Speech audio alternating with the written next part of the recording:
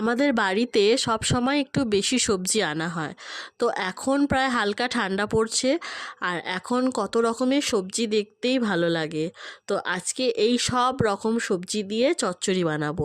এখানে সবজি কেটে নিয়েছি: আলু, কুমড়ো, পটল, মূলো, শিম, বেগুন আর পালং শাক। কড়াইতে তেল গরম হলে পাঁচফোড়ন দিয়ে সবজি হালকা ভেজে নিয়ে নুন দিয়ে ঢাকা দিয়ে রেখে হালকা মজে এলে ঢাকা খুলে কেটে রাখা পালং শাক দিয়ে ঢাকা দিয়ে কিছুক্ষণ রেখে ঢাকা খুলে 1 চামচ হলুদ গুঁড়ো, লঙ্কা গুঁড়ো, আরও একটু নুন ও আন্দাজ মতো চিনি দিয়ে 1 চামচ মতন আদা বাটা ও 1 মুঠো ভাজা বাদাম ছড়িয়ে আরও ভালো করে মজিয়ে যখন সব সবজি সুন্দরভাবে মাখা মাখা হয়ে সেদ্ধ হয়ে আসবে, তখন ভাজা বড়ি ছড়িয়ে নামিয়ে গরম খিচুড়ির সাথে অসাধারণ লাগে পালং সবজি। তো ভিডিওটা ভালো লাগলে লাইক করবেন, কমেন্ট করবেন।